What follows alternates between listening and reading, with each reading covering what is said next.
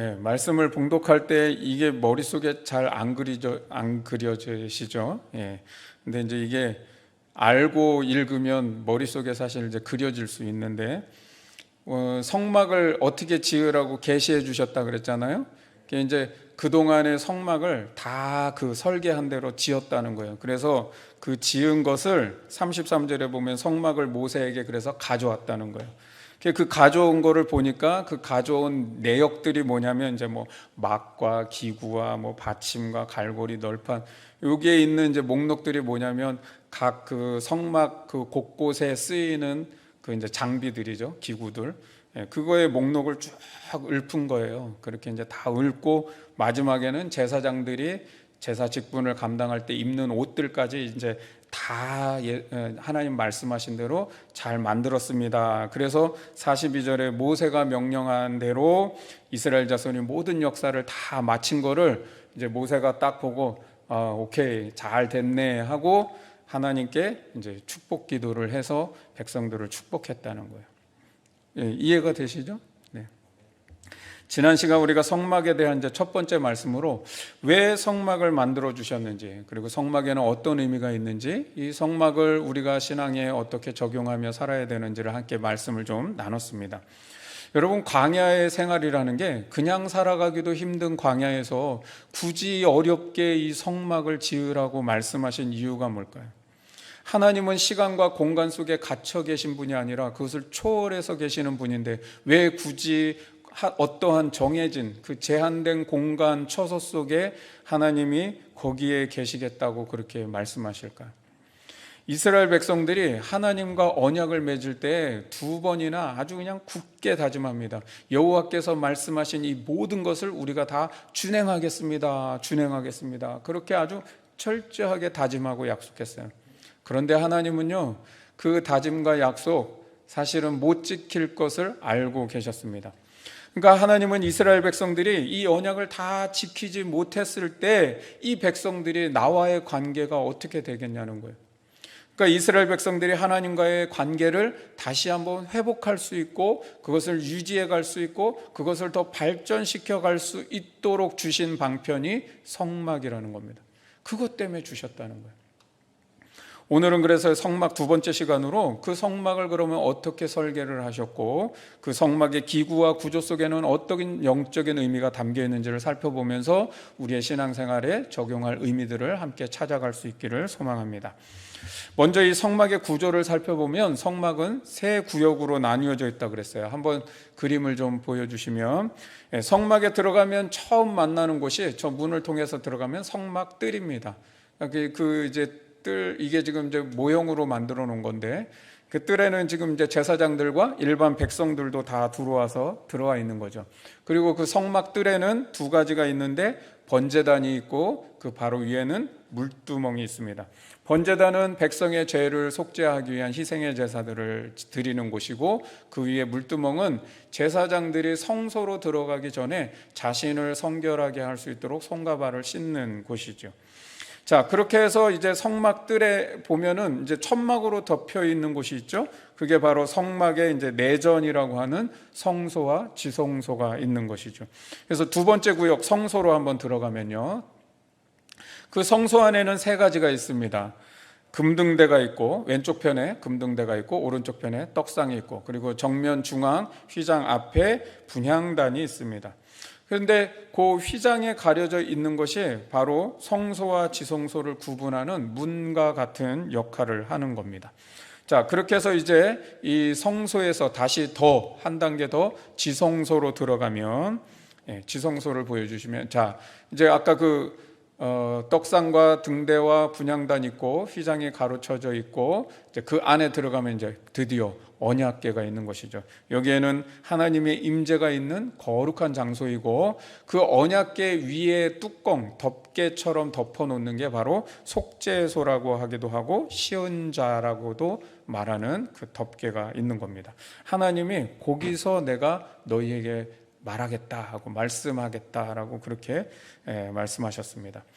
이 성막의 구조는요, 우리가 하나님께 나아가는 과정을 계시해 주신 말씀입니다. 그래서 성막의 문으로 들어가서 번제단과 물두멍을 지나서 성소로 들어가고, 그 성소에 들어가서는 금등대와 떡상과 분향단을 지나서 다시 지성소로 나아가는 것, 그 지성소에 나아가기까지 그 하나하나의 과정 속에 하나님께 나아가는 그 신앙의 의미를 담아 놓았다는 것이죠. 하나님 말씀하셨다는 거예요. 그러면 우리가 하나님께 어떻게 나아가야 되는지 그 성막의 기구들을 하나하나 살펴보면서 그 의미를 같이 한번 새겨보겠습니다. 첫 번째는 이제 번제단입니다. 이 번제단은요, 이스라엘이 개인적으로 또는 공동체적으로 하나님과 언약 관계를 깨트렸을 때 그것을 회복하기 위한 희생 제사를 드리는 곳입니다. 백성들이 제사를 드리기 위해서 들어오면 제물을 가지고 들어오잖아요. 뭐 양이나 소나 뭐 비둘기나 뭐 곡식을 가지고 들어오기도 하고요. 자, 그렇게 제물을 가지고 들어오는데 먼저 속죄를 하기 위해서는 예배자가 짐승에다가 안수를 합니다. 그래서 내가 지었던 죄를 이 짐승에게 전가시키는 거죠. 그렇게 짐승에게 전가시켜서 제사를 드리러 온 사람이 이제 저 옆에서, 아까 이제 우리 그 성막 보셨죠? 거기에 번제단 옆에 보면은 이렇게 상들이 놓여 있는데 거기 이제 짐승을 잡는 곳입니다. 그러니까 거기서 제사를 드리러 온 사람이 짐승을 잡는 거예요. 그래서 피를 다 빼는 것이죠. 여러분, 제사장이 짐승 잡는 게 아니고 제사 드리러 온 예배자가 자기 짐승을 잡는 거예요. 죄 안수하고, 전가시키는 안수하고. 그래서 피를 받아가지고 번제단 앞에 있는 제사장에게 가져가면 제사장이 그 피를 번제단의 뿔에다가 바르는 거예요. 그리고 나머지 피는 그 제단 앞에다 다 쏟아버립니다. 여러분, 그렇게 또 이제 피를 뿌렸으면 그 다음에는 짐승의 이제 배를 가르고 각을 떠가지고 다 살 바르고 내장 다 꺼내고, 그래서 그 내장을 다 물에다 또 씻어가지고, 그래서 이제 그것을 고기와 내장 이런 것들을 다 또 제사장에게 가져가면 제사장이 번제단에서 불로 다 태우는 겁니다. 그것을 레위기 1장에 보면 이것이 여호와께 드리는 향기로운 냄새다라고 그렇게 말씀합니다. 여러분, 하나님께서 그 냄새를 흠양하시고 그 진노를 거두시겠다고 말씀하는 거예요. 이게 바로 구약의 제사 개념인 거예요. 여러분, 우리가 여기서 신앙적인 의미를 좀 찾아보면 먼저는 백성들이 자신의 죄를 속죄하기 위해서 제물을 가져와 그 짐승에게 안수하고 죽일 때에 내 죄의 심각성을 깨닫게 하는 겁니다. 이 죄를 속죄하기 위해서는 생명을 죽여야만 한다고 하는 죄의 중함을 알게 한다는 거예요. 그리고 이 죄를 용서받기까지 얼마나 힘든 과정들이 있는지를 보게 하면서 죄의 무게를 느끼게 하는 것이죠. 그리고 또한 짐승을 잡을 때 제사장이 잡는 게 아니라 제물을 드리는 사람이 그것을 잡게 해서 우리가 하나님과의 관계에 있어서 수동적이 아니라 적극적이고 능동적으로 대해야 된다는 것을 말씀하고 있는 겁니다. 여러분, 하나님과의 언약 관계를 회복하고 유지하고 발전시키기 위해서 적극적으로 참여하라는 거예요.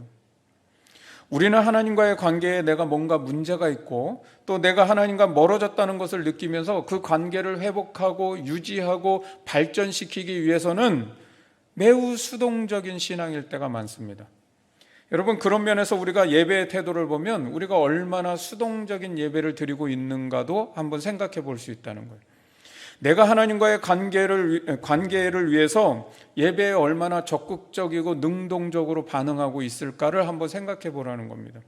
우리 자신을 좀 바라보면서 내가 조금 더 하나님께 가까이 나아가기 위해서, 내가 조금 더 주님의 음성을 더 듣기 위해서 적극적이고 능동적인 몸부림이 있어야 한다는 거예요. 그게 예배의 반응이라는 거예요.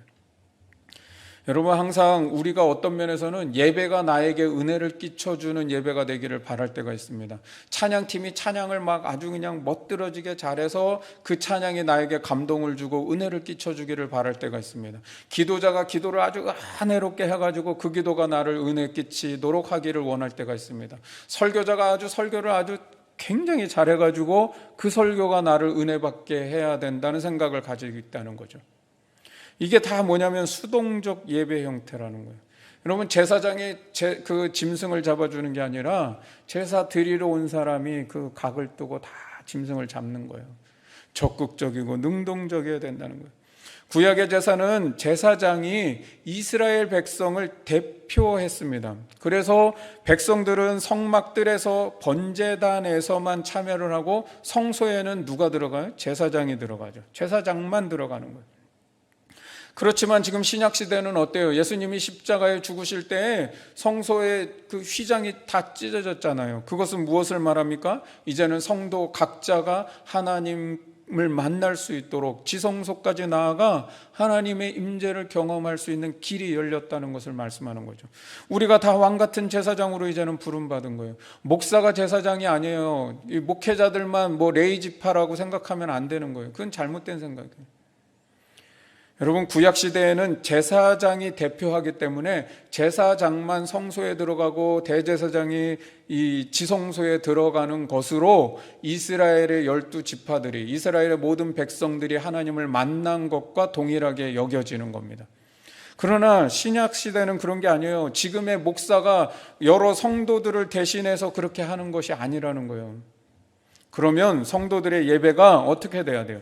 번제단에서 끝나는 것이 아니라 물두멍을 지나서, 그리고 금등대와 떡상과 분향단을 지나서 지성소까지 나아가서 거기서 말씀하시는 하나님을 내가 만나야 한다는 거예요. 그런데 오늘날 그리스도인들의 예배가 번제단에서 끝나는 경우가 많다는 겁니다. 주일 예배의 의미가 어떤 의미로 새겨지냐면, 일주일 동안 내가 죄 짓고 살아간 거 이제 예배당에 나와서 예배하며 그 죄를 씻는 의미로 드리는 거예요. 내가 천국 가고 내가 하나님 앞에 구원받기 위해서 죄책감을 씻어내고 죄 씻음을 받았다는 확신을 얻고 싶은 것으로 예배를 드릴 때가 있다는 거예요. 그럼 번제단까지만 나와서 가는 거예요.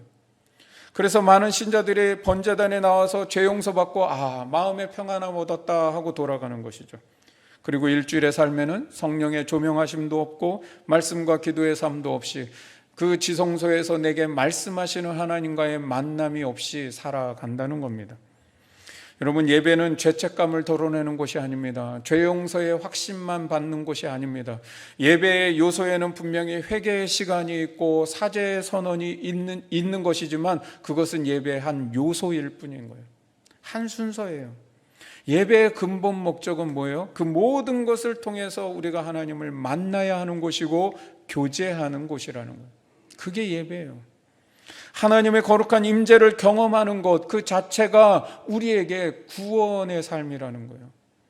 그분의 임재 속에 내가 살아가는 것, 그분의 말씀을 들을 수 있다는 것이 곧 구원이고 은혜이고 우리에게 복입니다. 그래서 뜰만 밟고 가는 신앙, 그 번제단의 뜰만 밟고 가는 신앙을 마당발 신앙이라고 하잖아요. 이사야 1장에도 보면 너희가 마당만 밟을 뿐이니라 하고 하나님 말씀하십니다. 하나님과의 관계를 회복하고 유지하고 발전시키기 위해서 적극적이고 능동적인 예배를 드리는 게 중요하다는 겁니다. 번제단의 뜰만 밟고 가는 신앙이 아니라 그 지성소까지 나아가서 말씀하시는 하나님을 만나고 그분의 말씀 앞에 순종하고 헌신하는 게 진정한 예배라는 겁니다. 여러분, 그렇게 이제 번제단을 지나서 우리가 물두멍으로 나아가면, 물두멍은 제사장들이 성소에 들어가기 전 자신을 성결하게 하기 위해서 손과 발을 씻는 거예요. 하나님의 진노를 피하는 역할을 하는 곳이죠. 그런데 출애굽기 38장 8절 말씀을 보면 물두멍에 재료가 나오는데, 그가 놋으로 물두멍을 만들고 그 받침도 놋으로 만들었으니 곧 회막문에서 수종드는 여인들의 무엇으로? 거울로 만들었더라. 물두멍의 재료가 다 뭐냐면 놋으로 되어 있다는 거예요. 그것은 회막에서 수종드는 여인들의 거울로 만들었다는 거예요. 고대 사회는 이 놋으로 거울을 삼았잖아요. 그런데 여러분, 거울의 기본적인 용도가 뭐예요? 사람의 외모를 살피고 자신을 정결하게 하는 데 사용하는 것이죠. 그렇다면 물두멍이 주는 신앙적인 의미는 무엇일까요? 다른 게 아닌 거예요. 물두멍에서 예배자는 자신의 내면을 살피라는 거예요. 내면을 살피고 그 마음을 하나님 앞에 정결하게 해야 된다는 거예요. 여러분, 하나님께서 물두멍에 나와가지고 제사장들에게 손과 발을 씻으라고 할 때 거기서 뭐 손이 너무 더러워서 발이 너무 더러워서 그거 씻으라고 하셨을까요? 그 의미가 아니잖아요. 그것은 상징적 행동이고 그것을 통해서 결국은 뭐예요? 너의 마음을 정결하게 하고 나에게 들어오라는 거잖아요. 하나님도 교회에게 바라는 것은 종교적 열심과 대단한 것을 바치라는 게 아니에요. 정결함을 원하시는 거예요. 이것은 반대로 세상도 교회에 대해서 바라는 게 뭐냐? 너희가 종교적 열심만을 우리에게 보이려고 하지 말고 세상과 다른 정결함이 무엇인지를 보여달라는 거예요. 여러분, 세상도 거룩한 교회를 원하고 있습니다. 우리의 속사람이 아름답고 향기 나는 신앙을 가지고 이 세상을 살려내는 교회가 되어달라고 하는 것을 바라고 있는 것이죠. 오늘날 교회가 가져야 될 가장 중요한 신앙의 모습이 뭐냐? 정결함입니다. 교도소에서요, 죄수들이 죄 안 짓잖아요. 그러면 정결한 건가요? 여러분, 물두멍의 정결함은 죄된 행동 하나를 뭐 했다 안 했다, 고쳤다 안 고쳤다, 그 정도를 의미하는 게 아니고 우리 속사람의 변화를 경험하라는 거예요. 나의 살아가는 삶의 의식이 바뀌고 가치관이 바뀌고 내면의 변화를 경험하라는 겁니다. 그것이 바로 물두멍의 신앙의 정결함의 의미라는 겁니다. 그렇게 물두멍을 지나서 이제 성소로 들어가게 됩니다. 그 성소로 들어가면 오른편에는 먼저 성막의 북쪽에 떡상이 있습니다. 여러분, 우리가 보통 성막 설교를 들을 때 떡상은 뭐라고 주로 많이 표현하나요? 하나님의 말씀을 상징한다. 그래가지고 우리가 하나님의 말씀을 늘 먹고 거기에 순종하며 살아야 된다. 우리 전통적인 해석으로는 늘 그렇게 해석을 했는데, 오늘은 이 말씀 속에서 조금 원어적인 의미를 살펴서 우리 삶에 한번 적용을 해보고자 합니다. 떡은 총 12덩입니다. 12지파의 한 덩이씩을 상징해서 12덩인데 이쪽 그 6덩이, 이쪽 6덩이에서 두 줄로 놓았습니다. 그리고 이것은 진설병이라 그래서 누룩이 들어가지 않은 떡으로 만든 겁니다. 이 진설병이라는 단어를 히브리어로 보면 레헴파님이라고 해서 얼굴의 떡이라는 뜻이에요. 얼굴의 떡. 말이 좀 이상하죠? 떡을 놓는 떡상도 히브리어로 해석하면 얼굴의 상, 이렇게 번역합니다. 그래서 이 떡상에 대한 이 히브리어 해석을 보면 보여드리는 그런 뜻을 갖고 있습니다. 보여드린다. 진설병과 떡상은 이스라엘의 하나님을 위해서 보여드리는 일종의 선물과도 같은 거예요. 우리가 왜 중요한 사람, 정말 그 존경하는 분들에게 나아갈 때 어떻게 해요? 선물을 가지고 나아가죠. 그런 그 의미로 떡상을 드리는 거예요. 하나님을 기쁘시게 하기 위해서 이스라엘이 노력해서 정성스럽게 준비한 선물이 뭐냐? 떡상이라는 거예요. 하나님의 언약 공동체가 하나님을 만나기 위해서 선물을 준비하는데, 그것이 자신이 노력해서 땀 흘려서 얻은 결실로 하나님을 위해서 드려지는 선물이 뭐냐? 그게 바로 진설병과 떡상이라는 거예요. 12지파, 이스라엘의 모든 백성들이 하나님께 그렇게 드립니다, 보여드립니다 라고 하는 걸 상징하기 위해서 12덩이를 놓는 거죠. 그런데 출애굽기 25장 30절 말씀에 보면 상위에 진설병을 두어 항상 내 앞에 있게 할지니라. 이 진설병을 항상 내 앞에 있게 하라 말씀하십니다. 하나님은요, 물질로 된 떡을 드시는 분이 아니에요. 하나님이 거기에 각 내려와서 그 떡 드시겠습니까? 그렇지 않잖아요. 그런데 왜 떡을 항상 내 앞에 두게 하라라고 말씀하셨을까요? 진설병을 통해서 하나님이 기대하시는 것은 무엇입니까? 이스라엘의 마음과 정성을 원하시는 거예요. 떡을 준비해서 올리기까지 이스라엘의 마음과 정성을 하나님이 받으시겠다는 겁니다. 고대 사회에는요, 음식이라고 하는 것이 단순히 배고픔을 해결하기 위한 식사가 아니라는 겁니다. 음식은요, 고대 사회에는 무엇을 의미하냐면 그것이 곧 사랑이고 사귐입니다. 교제를 의미하는 거예요.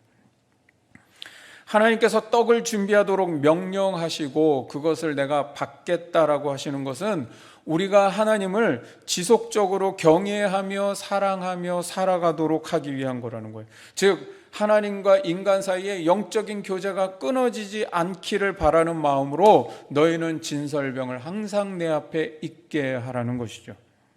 이것이 우리에게 일용할 양식을 주시는 하나님의 마음과 같은 거예요. 그래서 여러분, 주기도문 할 때 우리가 어떤 내용이 있어요?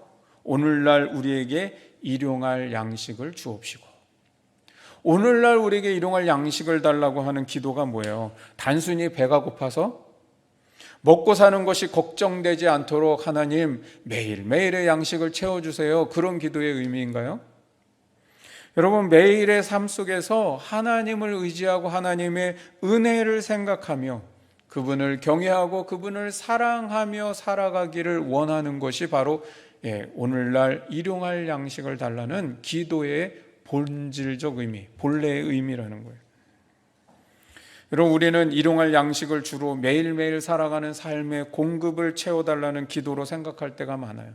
그러나 이것은 우리가 구하지 않아도요, 하나님이 우리에게 있어야 할 것을 다 아십니다. 그렇지 않아요? 아니, 인간이 먹어야 살도록 창조해놨는데 일용할 양식이 필요한 거를 누가 더 잘 알겠어요? 하나님이 더 잘 아시죠. 그거를 우리가 매일 하나님 일용할 양식을 주옵시고, 이거를 매일 기도해야만 주기 때문에 그걸 기도하라고 했을까요? 그게 아니잖아요, 그렇죠? 일용할 양식을 날마다 구하는 그 더 중요한 의미가 뭐예요? 본질적 의미가 뭐예요? 하나님과 우리가 영적 교제 속에 살아가며 영원한 사귐 속에 살아가게 해달라는 기도지요. 왜 하나님이 광야에서 만나를 하루치만 주셨나요? 여러분, 광야 생활은요 계속 이동하는 생활이에요. 그런데 막 한 달치를 내려주고 막 1년치를 미리 주마 이렇게 하면 그거 어디다 저장하고 어디 그거 들고 다니는 게 짐이죠. 그러니까 하나님의 배려이고 섬세한 사랑이 여기에도 있는 거예요. 그런데 그것 때문에 하루치의 양식을 주신 것만이 아니라 하나님의 더 본래적 의미는 이스라엘 백성들이 날마다 하나님과 교제하며 나의 임재 속에 살아가기를 바라는 마음으로 매일의 양식을 주셨다는 겁니다. 따라서 떡상이라는 건 뭐예요? 우리가 매일 하나님을 사랑하며 하나님을 경외하는 마음으로 하나님과 교제하며 살아가기를 바라는 삶의 의미가 담겨 있다는 겁니다. 그래서 예배 안에 진정한 떡상은 무엇일까요? 우리가 만약에 이 예배 가운데 하나님 앞에 떡상을 보여드린다라고 한다면 무엇을 의미해요? 우리가 일주일의 삶을 살아가잖아요. 그러면 오늘 이 예배를 나올 때에도 우리가 하나님 앞에 하나님 저 이렇게 살았어요 라고 우리의 삶을 어떻게 드리는 거예요? 떡상으로 드리는 거예요. 하나님, 저 일주일의 이 삶 속에서 그래도 하나님을 사랑하며 하나님과 교제하며 살아가려고 하나님 일주일을 이렇게 살았습니다 라고 우리의 삶을 어떻게 해요? 하나님께 보여드리는 선물로 드리는 거예요. 떡상으로 드리는 거예요. 자, 그리고 이제 성막의 왼편으로 가면 성막의 남쪽에 이제 금등대가 있습니다. 이 등대는 우리 한국어 번역 성경에는 살구나무 그 형상으로 되어 있다고, 살구나무꽃 형상으로 되어 있다고 번역했는데 이제 원어의 번역에는 아몬드 나무입니다. 아몬드 나무 형상을 한 등잔이 양쪽으로 3가지씩 이렇게 올라오고 가운데 줄기가 있어서 총 7개의 등잔이 있는 등잔 기구입니다. 출애굽기 27장 21절 말씀을 보면 아론과 그의 아들들로 회막안 증거계 앞 휘장 밖에서 저녁부터 아침까지, 즉 하루 온종일 항상 여호와 앞에 그 등불을 보살피게 하라. 이는 이스라엘 자손이 대대로 지킬 규례이니라. 이 등대의 불이 꺼지지 않도록 매일매일 그 등대에 기름을 공급해가지고 그 불이 꺼지지 않게 관리를 하라는 거예요. 여러분, 성소는요 4개의 막으로 덮여 있습니다. 4개의 막으로 덮여 있다 보니까 그 안을 들어가면 어떻게 될까요? 완전히 깜깜한 거예요. 그러니까 완전히 암막이 된 거죠. 그렇기 때문에 뭐가 필요해요? 빛이 필요한 거죠. 그 빛이 없이는 바로 코앞에 있는 것도 보이지 않기 때문에. 그래서 그 금등대의 불빛이 항상 켜져 있도록 해서 제사장들이 그 안에서 뭐 떡상과 금등대와 분향단의 이 사역을 할 수 있도록 하는 것이죠. 여러분, 철학적으로는요 모든 가치는 빛에서 나온다라고 말합니다. 소위 말하면 빛이 가치를 창출한다는 것이죠. 왜 그럴까요? 여러분, 빛이라는 게 있으니까 이 빛 속에 가시광선도 있고 적외선도 있고 자외선도 있고 하니까 우리가 가시광선 때문에 색깔을 구별하고 또 물체를 이렇게 볼 수 있는 거 아닙니까? 빛이 없으면요 모든 아름다움과 가치는 사라지게 되어 있다는 거예요. 그래서 철학적으로는 이 세상의 빛이 이 모든 만물들을 창조하고 아름다움을 창조하고 가치를 창조한다 그래요. 그래서 우리가 창세기에 천지 창조할 때도 제일 먼저 뭐가 있어요?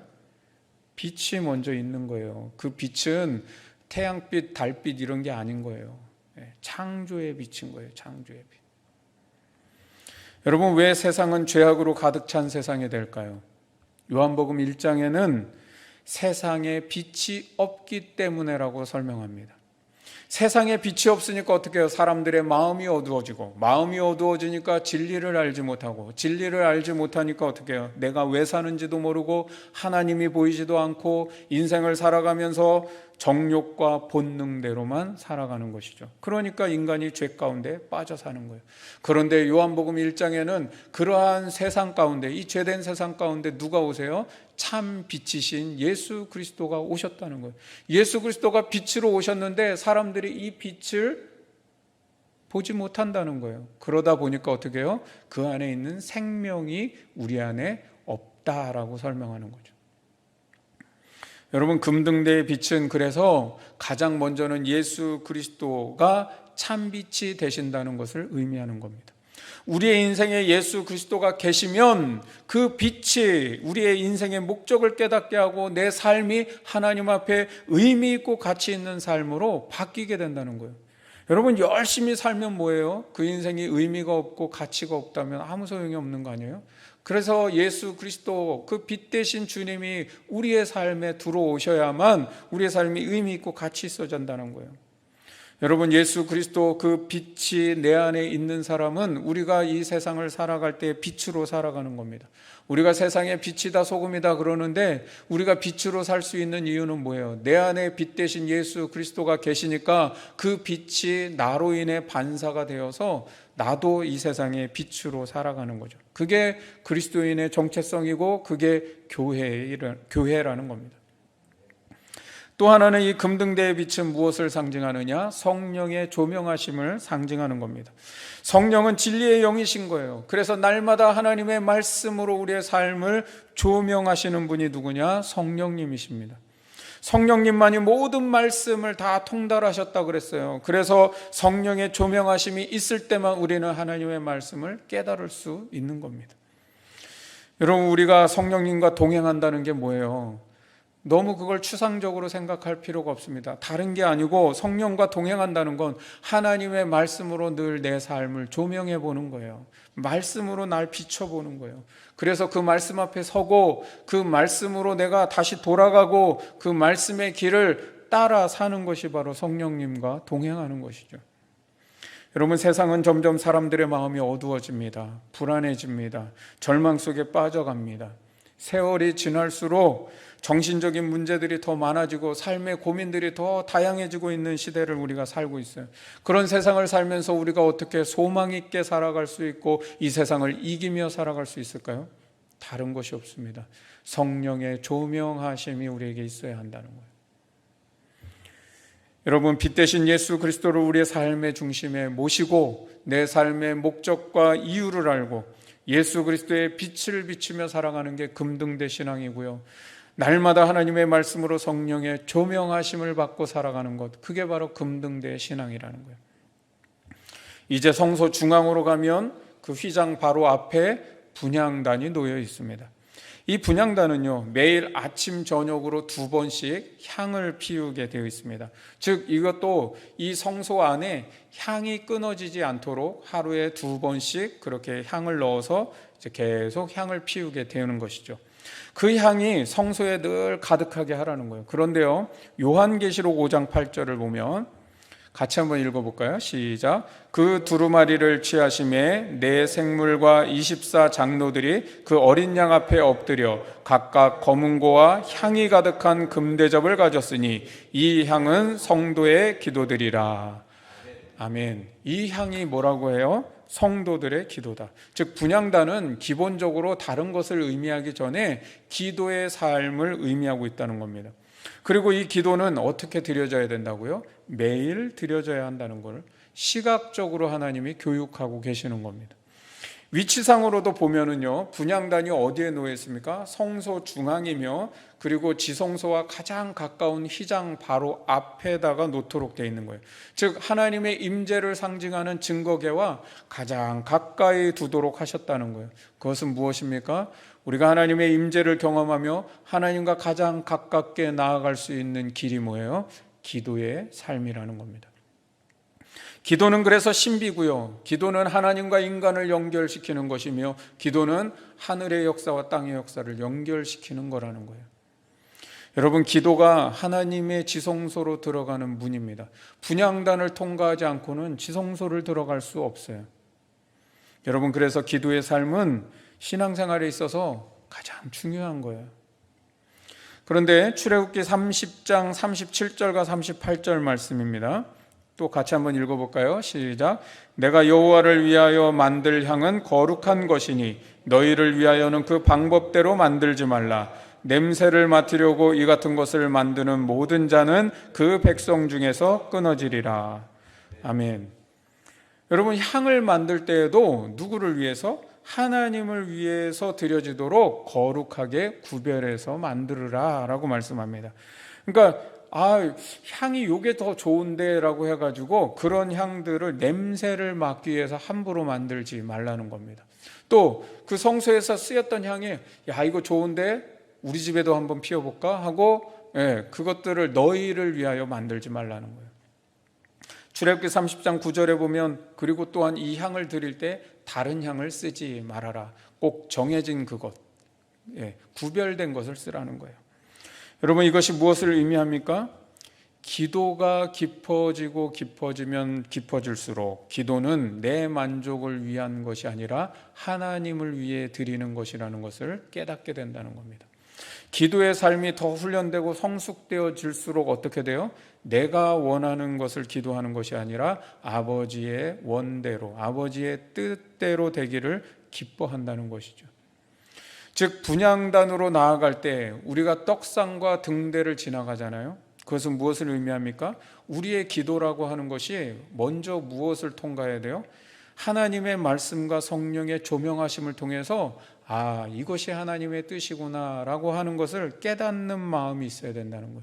그 깨닫는 마음을 가지고 어디로 가요? 분향단으로 가서 하나님 앞에 기도하는 것이죠.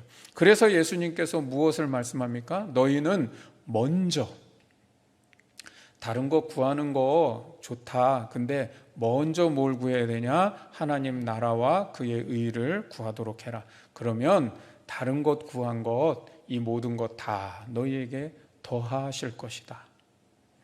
기도에 대한 믿음은 뭐냐면 내 필요를 구하고 염려 때문에 기도하는 게 기도의 본질이 아니라는 겁니다. 마태복음 6장에 보면 예수님께서 이렇게 말씀하죠. 너희가 염려함으로 무엇을 먹을까, 무엇을 마실까, 무엇을 입을까 구하지 말아라. 즉 그런 거 가지고 기도하지는 말아라. 이는 다 이방인이 구하는 것이다. 즉 세상의 다른 종교에도 이런 기도들은 다 있다라고 말씀하는 거죠. 믿음의 기도라는 건 뭐예요? 믿음의 기도가 우리의 소원 잔뜩 얘기해놓고 될 줄로 믿습니다 하는 게 믿음의 기도가 아니라는 거예요. 하늘 아버지께서 이 모든 것이 너희에게 있어야 할 줄을 다 아신다. 우리가 간구하는 그 마음의 소원은 이미 하나님이 너에게 있어야 할 줄을 다 아신다는 거예요. 여러분, 우리가 믿음의 기도라는 건 다른 게 아니에요. 이걸 믿는 거예요. 내가 원하고 바라고 뜻하는 거, 그것이 정말 나에게 필요한 것이라면 하나님이 내게 있어야 할 줄을 아시기 때문에 나의 모든 필요들을 공급해 주시리라는 거, 그것을 믿고 살아가는 게 믿음의 기도인 거예요. 그래서 염려함으로 내 필요를 아뢰는 것이 아니라 하나님의 나라와 그 의를 구하는 기도, 그게 진짜 믿음의 기도죠.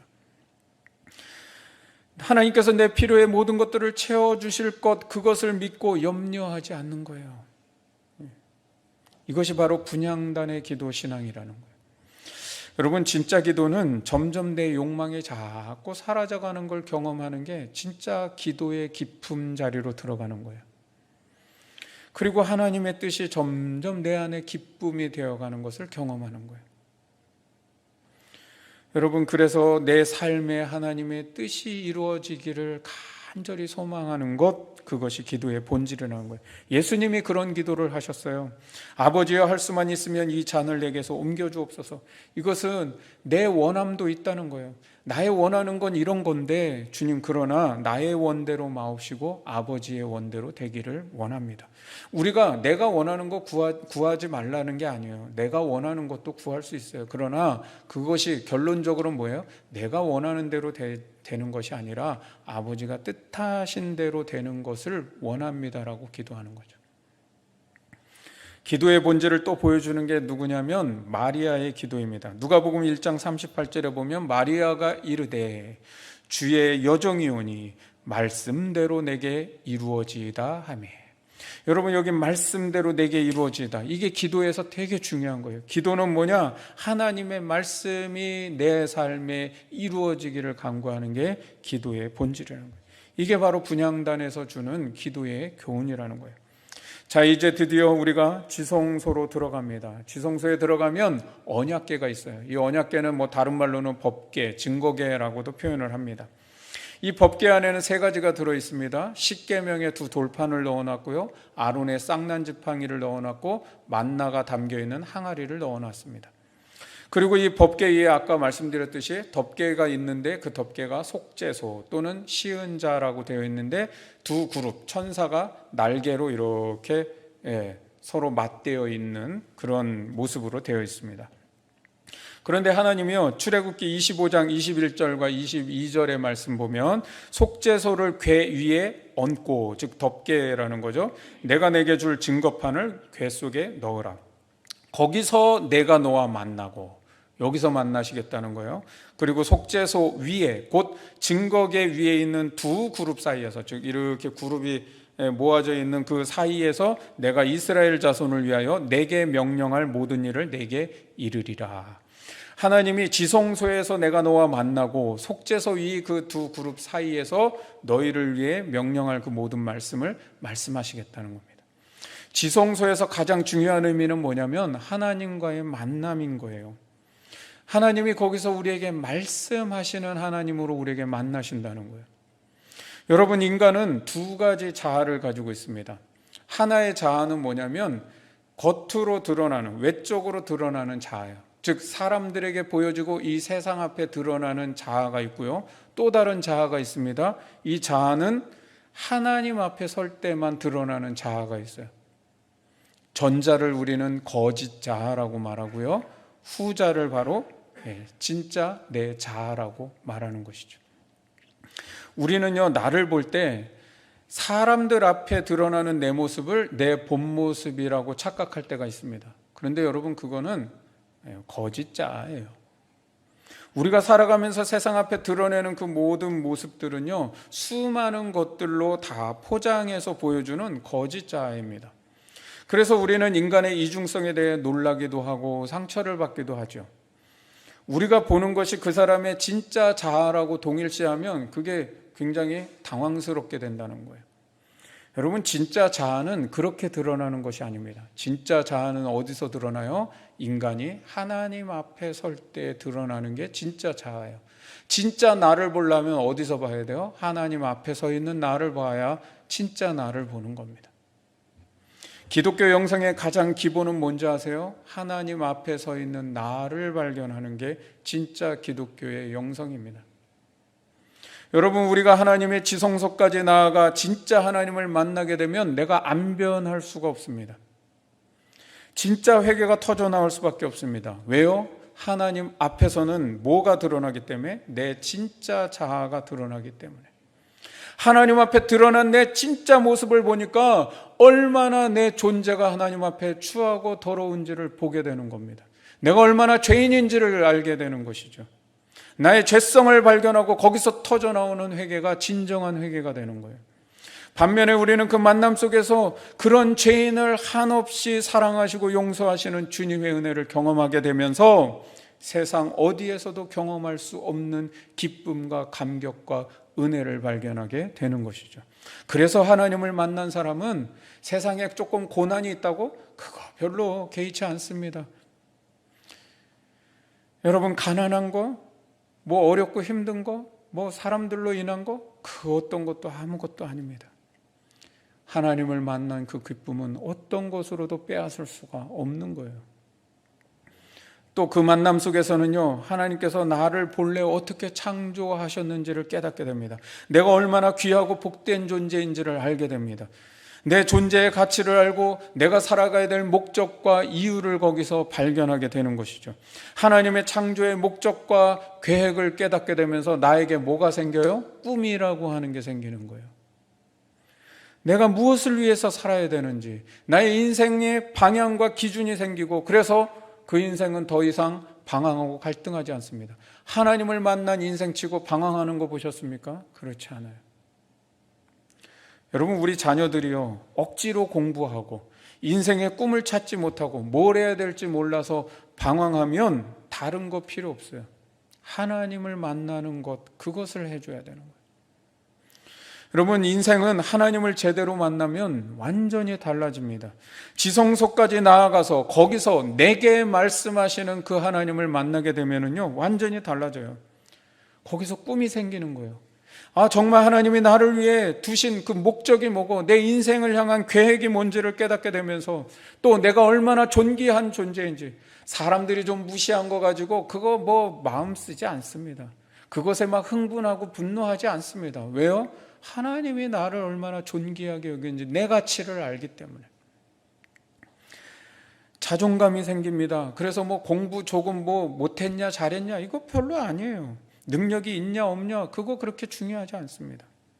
그것이 그 자녀들의 마음을 짓누르지 않는다는 거예요. 자신의 인생에 꿈이 생기니까 하지 말라고 해도요, 밤을 새서라도 하게 되는 열정이 생기는 겁니다. 억지로 하는 게 아니라 내가 하고 싶어서 하는 것이 되는 것이죠. 이 지성소의 경험, 하나님과의 진정한 만남이 없으면 어른이 되어도요, 인생의 가치와 보람을 느끼지 못하고 뭔가 죽어라고 달려오기는 했는데 인생에 남긴 것이 없는 것 같은 고민을 하게 되는 것이죠. 그러니까 진정한 행복과 만족을 느끼지 못한다는 거예요.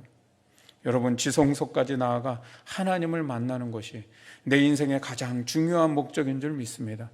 여러분, 내 평생에 지성소에서 하나님을 만나고 내게 말씀하시는 하나님을 경험하면 그 자체로 우리의 인생은 이미 성공한 거예요. 여러분, 끊임없이 우리가 그 지성소를 향해 달려갈 수 있기를 소망합니다. 우리가 날마다 그 지성소에 나아가 내게 말씀하시는 그 하나님을 만나고 우리가 그 하나님 사랑하고 교제하며 살아갈 수 있기를 주님의 이름으로 축원합니다. 찬양하고 기도하겠습니다.